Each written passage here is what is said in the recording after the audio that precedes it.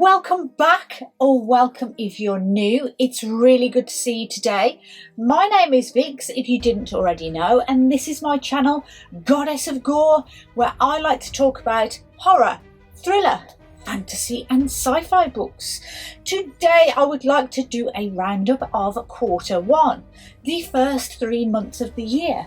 So let's get some numbers, some pictures, some charts, and more importantly, let's get my lab coat, because this is science.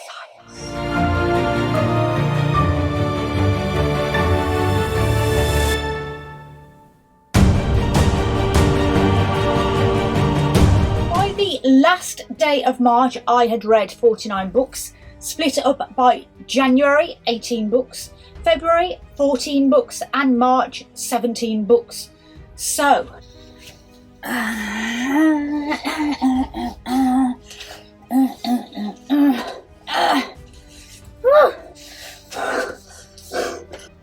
so a quick run through. January, I read those 18 books in the following formats: 9 ebooks, 2 of which I borrowed, 7 were gifted by NetGalley, and I have since been and purchased my own physical copies of 3 of those. 1 audiobook, which was one of those free to Audible members, and 8 owned physical books. By my own genre ranking, that was 3 horror, 11 fantasy, 2 thriller, 1 historical fiction, and 1 YA horror. And I gave out 1 2-star, 1 3-star, 2 3.5 stars, 6 4 stars, 1 4.5 and 7 5 stars. The books I read in January were How to Sell a Haunted House by Grady Hendrix, 5 stars. The Colour of Magic by Terry Pratchett, 5 stars. The Last Wish by Andrzej Sapkowski, 4 stars. The Cybernetic Tea Shop by Meredith Katz, 4 stars. Neverwhere by Neil Gaiman, 5 stars. Then I followed that by his short novella in the same world, How the Marquis Got His Coat. That was the audiobook, 4 stars. The Girl in the Tower by Catherine Arden, 3.5 stars. The Light Fantastic by Terry Pratchett, also 3.5 stars. The Whistling by Rebecca Netley, 5 stars. The Drift by CJ Tudor, 4 stars. The Forgetting Moon by Brian Lee Durfee, 4 stars. 56 Days by Catherine Ryan Howard, 3 stars. Northern Lights by Philip Pullman, 5 stars. Switch by A.S. King, 2 stars. The Invisible Girl by Lisa Jewell, 5 stars. A Master of Gin by P. Djeli Clark, 4.5 stars. The Whispering Skull by Jonathan Shroud, 4 stars. And finally, The Witches of Vardo by Anya Bergman, 5 stars. That was a lot of books. On to February. Those 14 books I read in the following formats: 5 digital, 4 of those were gifted by the publisher, 1 I borrowed, 9 physical books, 1 of those was borrowed and the rest were my own, and no audiobooks this month. I gave out 2 2.5 stars, 3 4 stars, 3 4.5 stars, and 6 5 stars. I've really got to stop being so generous with those 5 stars. And they were Equal Rights by Terry Pratchett, 4 stars. Stardust by Neil Gaiman, 5 stars. Rebecca by Daphne du Maurier, 4 stars. House of Hunger by Alexis Henderson, 5 stars. The House in the Cerulean Sea by TJ Klune, 5 stars. The Winter of the Witch by Catherine Arden, 5 stars. The Ghost of Hilcombe Hall by Joshua Ian, 2.5 stars. Mort by Terry Pratchett, 5 stars. Episode 13 by Craig DeLuey, 5 stars. The Subtle Knife by Philip Pullman, 4 stars. Secluded Cabin, Sleep 6 by Lisa Unger, 2.5 stars. The Whispering Muse by Laura Purcell, 4 stars. Sorrowland by Rivers Solomon, that was my library book, which has since gone back, 4.5 stars. And The Sword of Destiny by Andrzej Sapkowski, 4.5 stars. And if I put them into the genres I put them in, that was 6 fantasy, 1 classic, 3 horror, 3 historical fiction, and 1 thriller. Phew. Are you with me so far? It's nearly over, don't worry. These ones I can carry. Whew. And then in March, of those, what did I say? 17 books, I gave out 3 stars, 1 3.5 stars, 8 4 stars, 2 4.5 stars, and just 2 5 stars. And of those 17 books, I read them in the following formats. 6 of those I owned physically, 10 books digitally, and out of those I owned 1, borrowed 3, and was gifted 6. But I've since then been and bought my own copy of 1 of those, and then I borrowed 1 audiobook. Those books were Sorcery by Terry Pratchett, 4.5 stars. The Trees Grew Because I Bled There by Eric LaRocca, 4.5 stars. The Blackest Heart by Brian Lee Durfee, 4 stars. Hidden Pictures by Jason Rekulak, 4 stars. The King in Yellow by Robert W. Chambers, 4 stars. Paradise Rot by Jenny Varl, 4 stars. The Library at Mountchar by Scott Hawkins, 5 stars. Raw by Cecilia Ahern, 3.5 stars. The Writing Retreat by Julia Bartz, 3 stars.